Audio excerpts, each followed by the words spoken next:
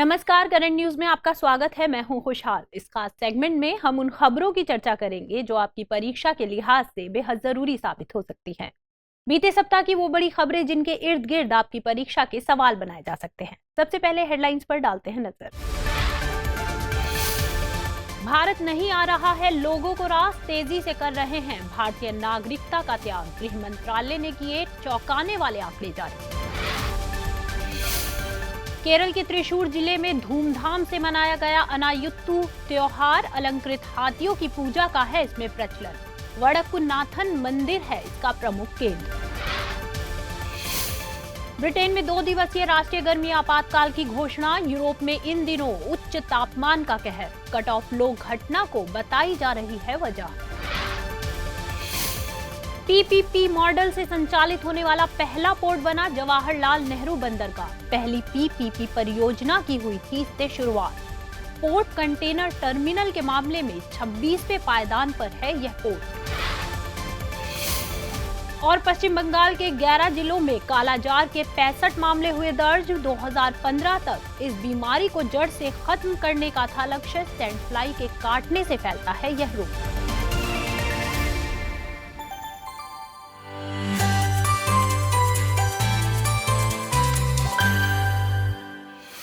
हाल ही में गृह मंत्रालय ने नागरिकता छोड़ने को लेकर चौंकाने वाले आंकड़े जारी किए। सरकार के मुताबिक पिछले 3 वर्षों में 4 लाख से अधिक भारतीयों ने देश छोड़ दिया।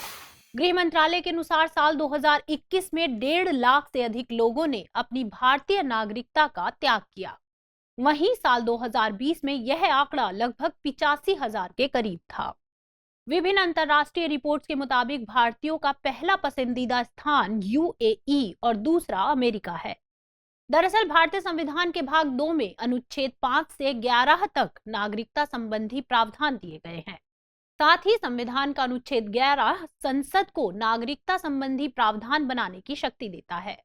संविधान में नागरिकता छोड़ने या समाप्त करने की 3 विधियां बताई गई हैं।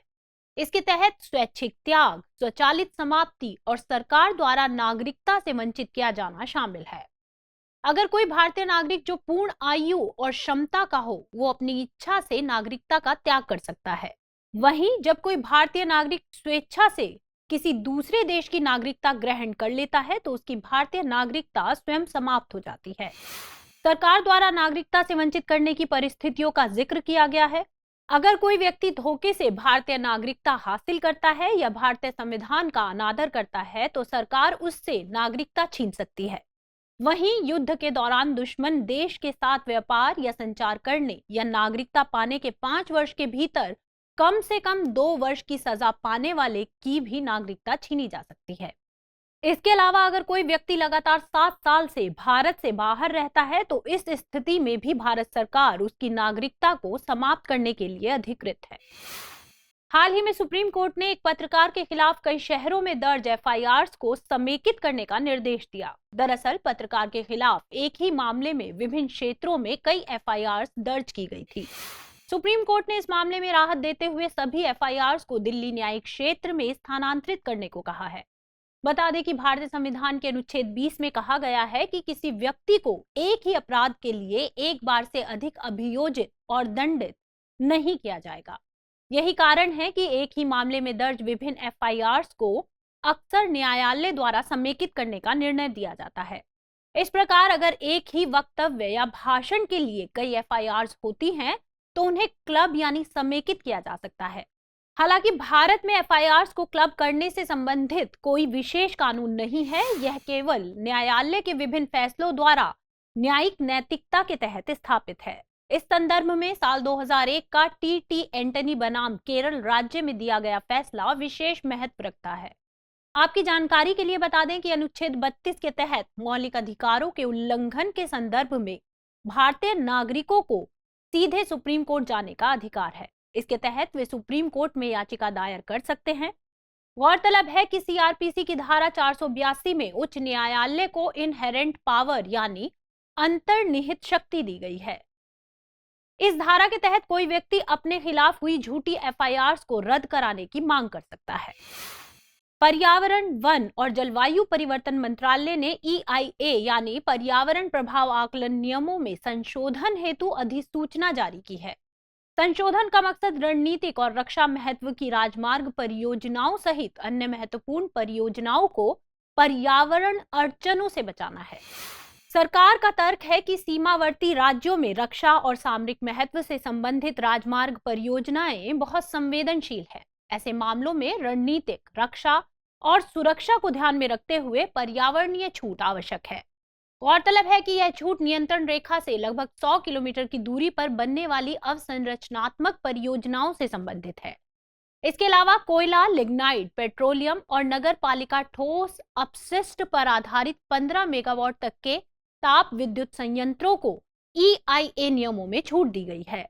गौरतलब है कि केंद्र सरकार इन ईंधन पर आधारित थर्मल पावर प्लांट की थ्रेशोल्ड क्षमता बढ़ाने के लिए EIA नियमों में संशोधन को आवश्यक मानती है। साथ ही बंदरगाह की अवसंरचना से जुड़ी परियोजनाओं को छूट के दायरे में रखा गया है। इसका मकसद मछुआरों के आजीविका हितों को संरक्षित करना है। ऐसे टोल प्लाजा जहां वाहनों की बड़ी संख्या या ट्रैफिक की समस्या देखी जाती है और हवाई अड्डे के टर्मिनल भवन के विस्तार से जुड़ी अवसंरचनात्मक परियोजनाओं को EIA नियमों में छूट प्रदान की गई है। गौरतलब है कि हवाई अड्डों के रनवे विस्तार से जुड़ी परियोजनाओं पर यह छूट लागू नहीं है। आपको बता दें कि EIA एक प्रस्तावित परियोजना के विकास में संभावित पर्यावरणीय प्रभावों के मूल्यांकन की एक प्रक्रिया है।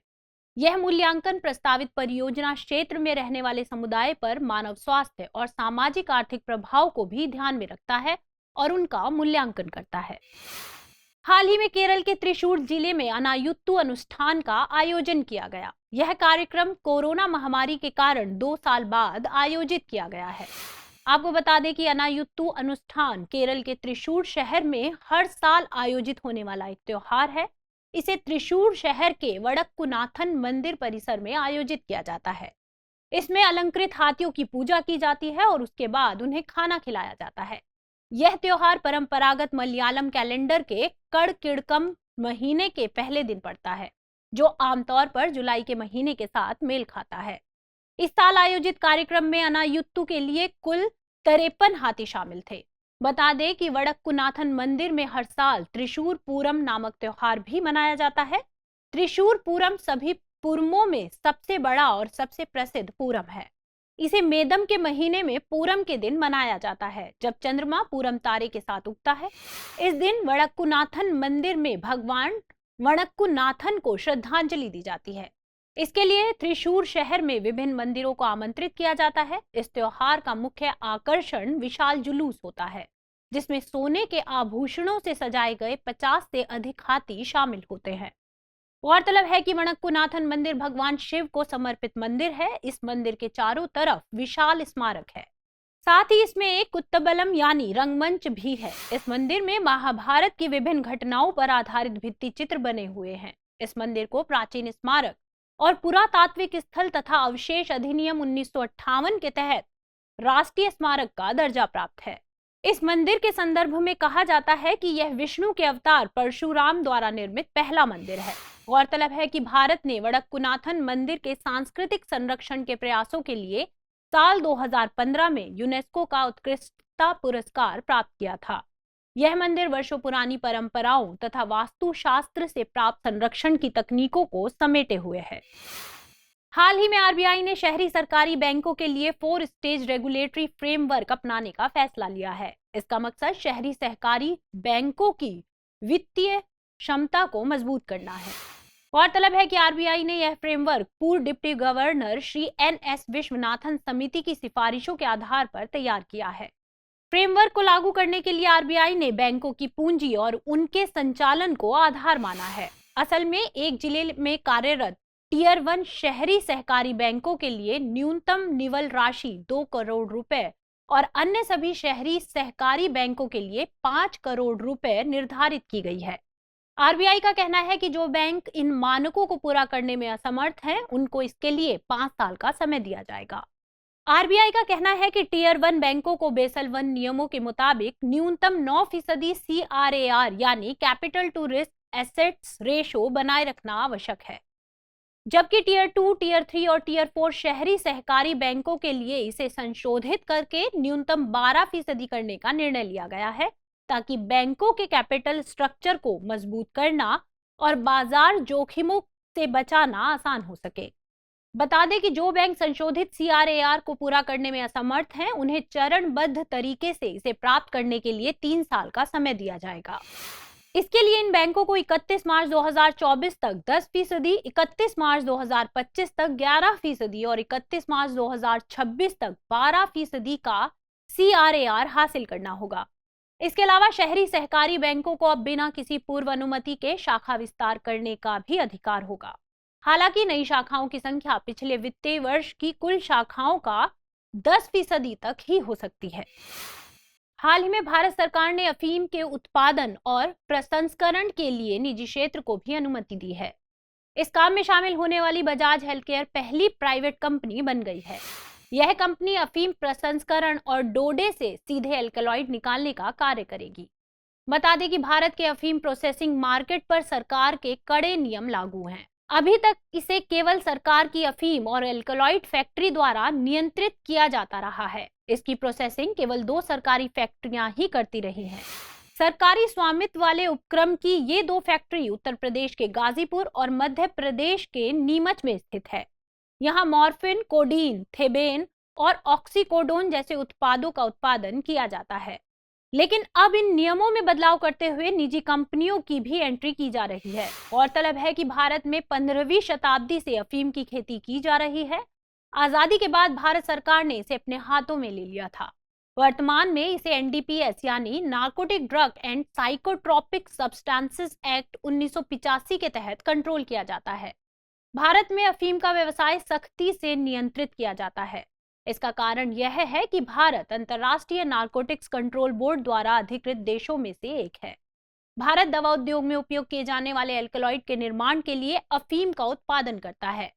इस तरह भारत में अफीम का उपयोग वैध ड्रग व्यापार के लिए होता है।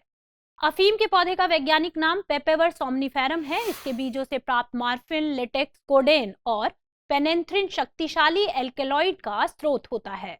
इसके बीजों में अनेक रासायनिक तत्व पाए जाते हैं। इसमें निहित गुणों के कारण इसे मादक पदार्थ की श्रेणी में रखा जाता है। इसीलिए इसके अवैध व्यापार की संभावनाएं बनी रहती हैं। हाल ही में ब्रिटेन में 2 दिन के लिए राष्ट्रीय गर्मी आपातकाल की घोषणा की गई। यह निर्णय देश में रिकॉर्ड स्तर पर बढ़ती गर्मी को देखते हुए लिया गया। बता दें कि यूरोप में इन दिनों गर्मी अपने चरम स्तर पर है। यहाँ ऐतिहासिक रूप से सबसे अधिक तापमान 43 डिग्री सेल्सियस दर्ज किया गया। इसके साथ ही पुर्तगाल, स्पेन, फ्रांस और क्रोएशिया के जंगलों में आग यानी दावानल की घटनाएं भी देखने को मिल रही हैं। अगर इसके कारणों की बात करें तो स्पेन में जून से जुलाई के बीच जंगली आग से जितना कार्बन उत्सर्जन हुआ है वह साल 2003 के बाद से अब तक का सबसे ज्यादा उत्सर्जन है। इंग्लैंड और वेल्स में मौजूद स्थिति में बढ़ते हुए तापमान की वजह पुर्तगाल के तट पर कई दिनों से रुका हुआ ऊपरी स्तर का निम्न दबाव का क्षेत्र है।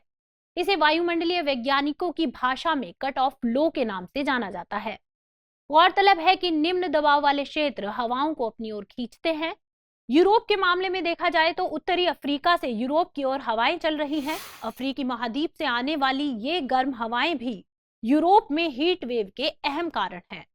शोधकर्ताओं ने पाया है कि कई यूरोपीय क्षेत्रों में हीट वेव तब बढ़ी जब जेट स्ट्रीम अस्थायी रूप से 2 भागों में विभाजित हो गई। इससे 2 शाखाओं के बीच कमजोर हवाओं और उच्च दाब वाली हवा का एक क्षेत्र रह गया। इसने गर्मी को और ज्यादा बढ़ा दिया। बता दें कि जेट स्ट्रीम या जेट धाराएं ऊपरी वायुमंडल में, विशेषकर समताप मंडल में तेज गति से प्रवाहित होने वाली हवाएं हैं। इनके प्रवाह की दिशा जलधाराओं की तरह ही निश्चित होती है, इसलिए इसे जेट स्ट्रीम का नाम दिया जाता है। आपकी जानकारी के लिए बता दें कि लंबे समय तक अत्यधिक गर्म मौसम बरकरार रहने से हीट वेव बनती है। हीट वेव असल में एक स्थान के वास्तविक तापमान और उसके सामान्य तापमान के बीच के अंतर की स्थिति है। IMD यानी इंडियन मेट्रोलॉजिकल डिपार्टमेंट के अनुसार जब एक स्थान का अधिकतम तापमान मैदानी इलाकों में कम से कम 40 डिग्री सेल्सियस तक और पहाड़ी क्षेत्रों में कम से कम 30 डिग्री सेल्सियस तक पहुंच जाता है, तब हीट वेव चलती हैं। अगर इसकी वृद्धि 6.4 डिग्री से अधिक हो और वास्तविक तापमान 47 डिग्री सेल्सियस तक पहुंच जाए तो इसे एक गंभीर हीट वेव कहा जाता है। तटीय क्षेत्रों में जब अधिकतम तापमान से 4.5 डिग्री सेल्सियस बढ़ जाए और तापमान 37 डिग्री सेल्सियस हो जाए तो हीट वेव चलती है। भारत के उत्तर पश्चिमी और दक्षिण मध्य भागों में गर्मी के दौरान तापमान सामान्य से अधिक बना रहता है। भारत के संदर्भ में हीट वेव की स्थिति आमतौर पर मार्च और जून के बीच होती है तथा कुछ दुर्लभ मामलों में जुलाई तक भी रहती है। विभिन्न पर्यावरणीय सरगर्मियों के बीच वैज्ञानिकों ने एक बार फिर चौंकाने वाले रहस्यों का खुलासा किया है। असल में अमेरिका की AIP पब्लिशिंग नामक एक संस्था ने एक शोध प्रकाशित किया है। रिसर्च में दावा किया गया है कि 30 डिग्री नॉर्थ से 30 डिग्री साउथ अक्षांश उष्ण कटिबंधीय क्षेत्रों के बीच एक नया ओजोन छिद्र मौजूद है। उष्ण कटिबंधीय ओजोन छिद्र अंटार्कटिका से लगभग 7 गुना बड़ा है। इसके अलावा यह छिद्र अंटार्कटिका के विपरीत सभी मौसमों में दिखाई देता है। गौरतलब है कि अंटार्कटिका का छिद्र केवल वसंत ऋतु में ही दिखाई देता है। बताया जा रहा है कि यह छिद्र 1980 के दशक से ही मौजूद है, लेकिन हाल के रिसर्च से इसका खुलासा हुआ है। आपको बता दें कि शोधकर्ताओं ने अपने इस रिसर्च में समतापमंडलीय ओजोन तापमान और CFC यानी क्लोरोफ्लोरोकार्बन के लिए भू आधारित और उपग्रह आधारित दोनों तरह के डेटा सेट का उपयोग किया है। नासा के अनुसार ओजोन छिद्र एक ऐसा क्षेत्र है जहां ओजोन परत की मोटाई 220 डॉप्सन की सीमा से कम हो जाती है। डॉप्सन एक विशेष क्षेत्रों में ओजोन की सांद्रता को मापने की इकाई है। वैज्ञानिकों का कहना है कि यह ओजोन छिद्र पृथ्वी के लगभग 50% लोगों के लिए चिंता का कारण बन सकता है। इसका कारण त्वचा कैंसर, मोतियाबिंद, स्वास्थ्य और पारिस्थितिकी तंत्र पर पड़ने वाला नकारात्मक प्रभाव है।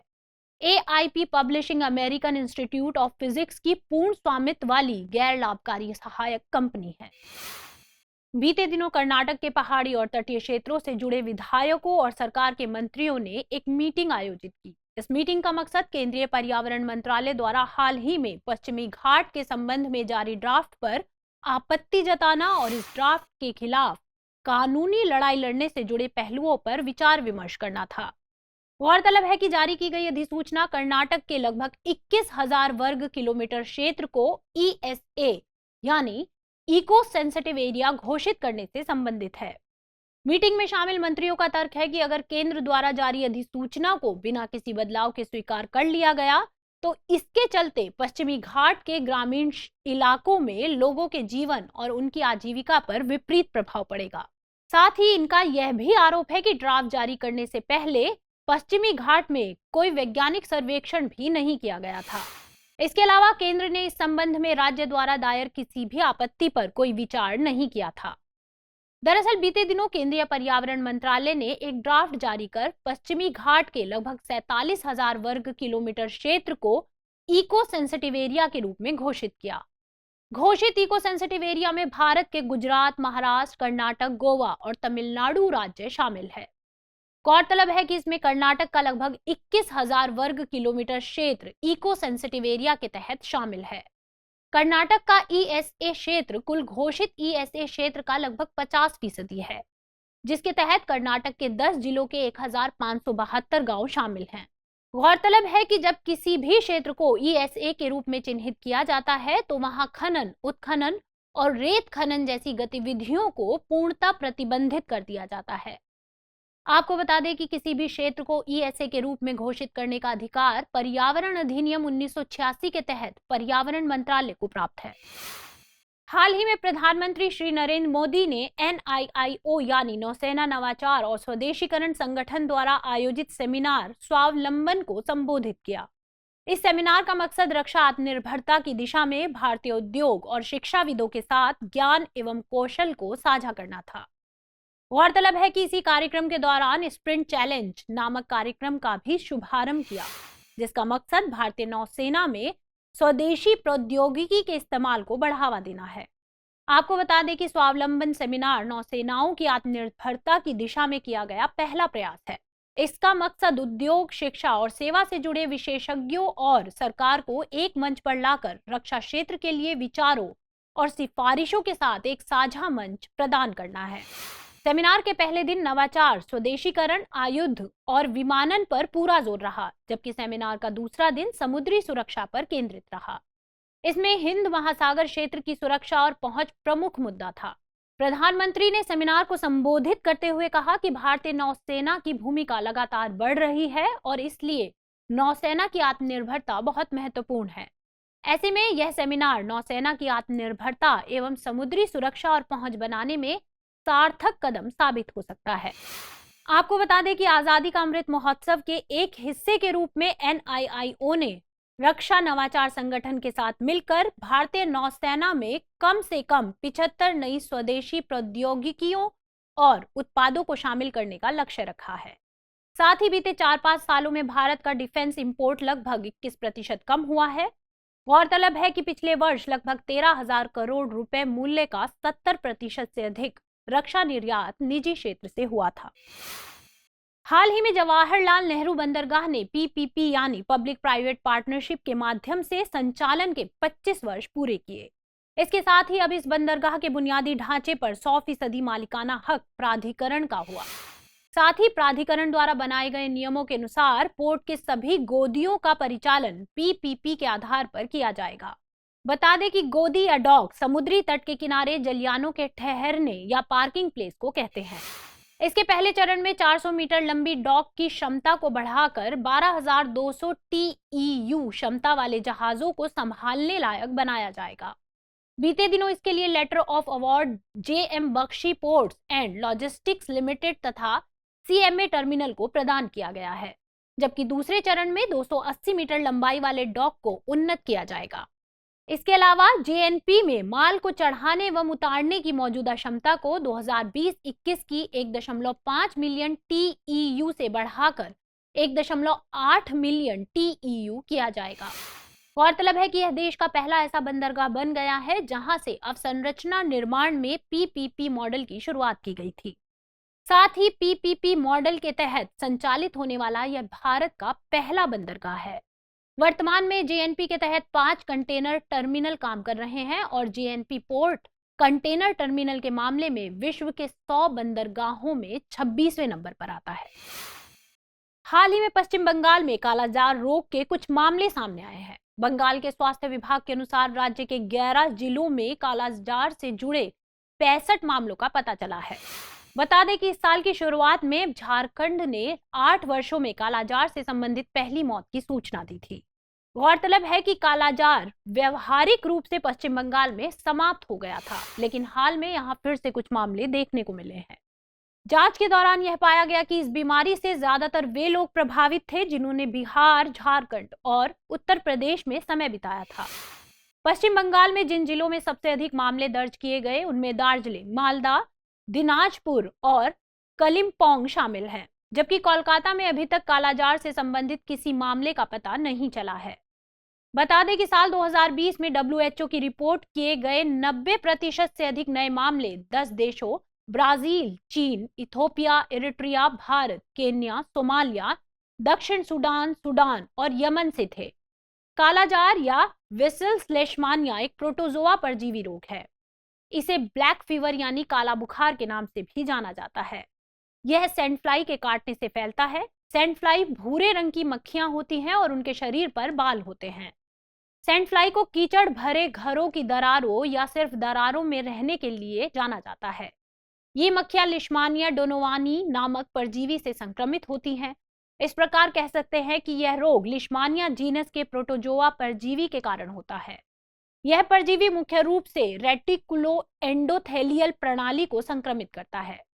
WHO के अनुसार लिशमैनियासिस के 3 मुख्य रूप हैं, जिनमें से कालाजार सबसे गंभीर रूप है। अगर कालाजार रोग के लक्षणों की बात करें तो कई दिन तक बुखार का अनियमित होना, वजन कम होना, प्लीहा और लीवर का बढ़ना और अनीमिया जैसे इसके ज्ञात लक्षण हैं। हल्के रंग की त्वचा वाले लोगों के हाथ, पैर, पेट और चेहरे की त्वचा का रंग काला हो सकता है। यही कारण है कि इस बीमारी को ब्लैक फीवर भी कहा जाता है। यह एक इलाज योग्य बीमारी है। इसके उपचार के लिए एंटी लिशमैनियल दवाएं उपलब्ध हैं। WHO द्वारा इसकी रोकथाम के लिए वेक्टर नियंत्रण की भी सिफारिश की जाती है। वेक्टर नियंत्रण के तहत कीटनाशक स्प्रे, कीटनाशक युक्त नेट यानी जाल के उपयोग आदि के माध्यम से आसपास के क्षेत्र में सैंड फ्लाइज की संख्या को कम करने का प्रयास किया जाता है। इससे रोग के संचरण को कम करने में सहायता मिलती है। गौरतलब है कि सरकार ने साल 2015 तक भारत में इस बीमारी को खत्म करने का लक्ष्य रखा था, लेकिन वह समय सीमा चूक गई। हालांकि राष्ट्रीय कालाजार उन्मूलन कार्यक्रम के माध्यम से मामलों की संख्या में काफी कमी आई है। खबरों के बाद अब बुलेटिन से जुड़े 5 सवालों पर डालते हैं एक नजर। इस बुलेटिन पर आधारित 5 प्रश्न इस प्रकार हैं। पहला प्रश्न, निम्नलिखित कथनों पर विचार कीजिए।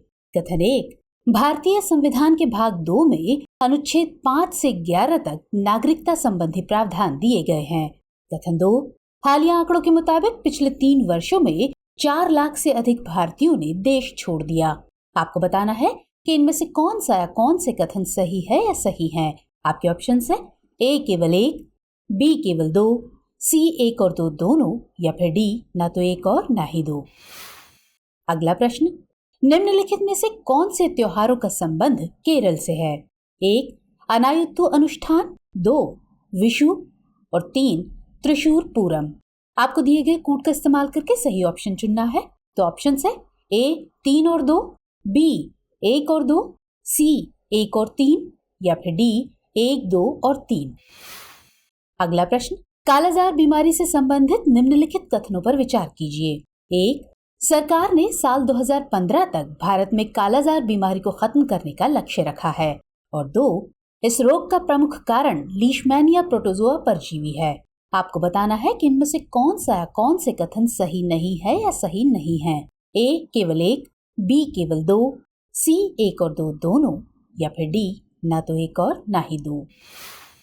अगला प्रश्न, जवाहरलाल नेहरू बंदरगाह यानी जेएनपी से संबंधित निम्नलिखित कथनों पर विचार कीजिए। 1, जेएनपी पोर्ट कंटेनर टर्मिनल के मामले में विश्व के 100 बंदरगाहों में 26वें नंबर पर आता है। 2, ये देश का पहला ऐसा बंदरगाह बन गया है जहां से अवसंरचना निर्माण में पीपीपी मॉडल की शुरुआत की गई थी। उपर्युक्त कथनों में से कौन सा या कौन से कथन सही है या सही है। ए केवल 1, बी केवल 2, सी 1 और 2 दोनों, या फिर डी ना तो 1 ना तो 2। 5वां और अंतिम प्रश्न, निम्नलिखित कथनों पर विचार कीजिए। कथन 1, ओजोन छिद्र एक ऐसा क्षेत्र है जहां ओजोन परत की मोटाई 220 डॉप्सन की सीमा से कम होती है। कथन 2, डॉप्सन एक विशेष क्षेत्र में ओजोन की सांद्रता को मापने की इकाई है। और कथन 3, उष्णकटिबंधीय ओजोन छिद्र अंटार्कटिका से लगभग 7 गुना बड़ा है। आपको बताना है कि इनमें से कौन सा या कौन से कथन सही नहीं है या सही नहीं है। ऑप्शंस है ए 2 और 3, बी केवल 3, सी केवल 1, या फिर डी उपर्युक्त में से कोई नहीं। तो फिलहाल इस बुलेटिन में इतना ही। खबरों को विस्तार से पढ़ने के लिए विजिट करें www.drishtiias.com पर। साथ ही दृष्टि आईएएस के हिंदी अंग्रेजी यूट्यूब चैनल और दृष्टि पीसीएस यूट्यूब चैनल को लाइक, शेयर और सब्सक्राइब करना ना भूलें। लेकिन चलते चलते डालते हैं कुछ छोटी मगर जरूरी खबरों पर एक नजर। द्रौपदी मुर्मू भारत की 15वीं राष्ट्रपति के रूप में निर्वाचित हुई हैं। वह देश की पहली आदिवासी राष्ट्रपति होने के साथ अब तक की सबसे कम उम्र की राष्ट्रपति भी होंगी। साथ ही वह स्वतंत्रता प्राप्ति के बाद जन्मी देश की पहली राष्ट्रपति होंगी।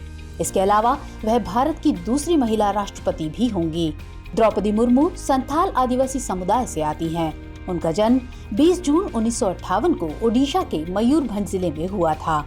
उन्हें साल 2007 में सर्वश्रेष्ठ विधायक के लिए ओडिशा विधानसभा ने नीलकंठ सम्मान दिया था। हाल ही में फोर्ब्स पत्रिका ने अमीर व्यक्तियों की एक सूची जारी की है। इस सूची के अनुसार सावित्री जिंदल भारत की सबसे अमीर महिला हैं। उनकी दौलत करीब $18 बिलियन है। सावित्री जिंदल ओपी जिंदल ग्रुप की चेयरपर्सन है। इसी सूची के अनुसार वह भारत की 7वीं सबसे अमीर शख्सियत हैं। दुनिया में उनका स्थान 91वें पायदान पर आता है। बीते दिनों नीति आयोग ने तीसरा इंडिया इनोवेशन इंडेक्स 2021 जारी किया। इस इंडेक्स में प्रमुख राज्यों में पहले स्थान पर कर्नाटक रहा, वहीं दूसरे स्थान पर तेलंगाना तो तीसरा स्थान हरियाणा को हासिल हुआ है। आपको बता दें कि इंडिया इनोवेशन इंडेक्स को वैश्विक इनोवेशन इंडेक्स की तर्ज पर विकसित किया गया है। पहले और दूसरे इनोवेशन इंडेक्स क्रमशः अक्टूबर 2019 और जनवरी 2021 में जारी किए गए थे। हाल ही में नागरिक उड्डयन मंत्रालय की सलाहकार समिति की एक बैठक आयोजित हुई। ये बैठक डिजी यात्रा विषय पर केंद्रित रही। डिजी यात्रा पहल के तहत हवाई अड्डों पर यात्रियों की संपर्क रहित निर्बाध यात्रा प्रक्रिया को सुनिश्चित करने का लक्ष्य है। यह चेहरा पहचान प्रणाली पर आधारित परियोजना है। हाल ही में अमेरिकी सीनेट की एक प्रमुख समिति ने भारत के साथ रक्षा साझेदारी को और ज्यादा मजबूत करने पर जोर दिया। समिति ने भारत के साथ रक्षा साझेदारी को खुफिया जानकारी जुटाने, चौथी व 5वीं पीढ़ी के विमान एवं ड्रोन आदि द्वारा एक नए स्तर पर ले जाने की मांग की है। बीते दिनों मुंबई में एक व्यक्ति को एम्बरग्रीस की तस्करी के मामले में गिरफ्तार किया गया। आपको बता दें कि एम्बरग्रीस भूरे रंग का मोम जैसा एक पदार्थ होता है। यह व्हेल की आंतों से उत्पन्न होता है। हालांकि इसे व्हेल की उल्टी के रूप में भी संदर्भित किया जाता है। व्हेल के उल्टी करने के बाद ये पदार्थ समुद्र के पानी में तैरता हुआ पाया जाता है। कीमत के लिहाज से काफी महंगा होता है, इसीलिए इसे तैरता हुआ सोना भी कहा जाता है।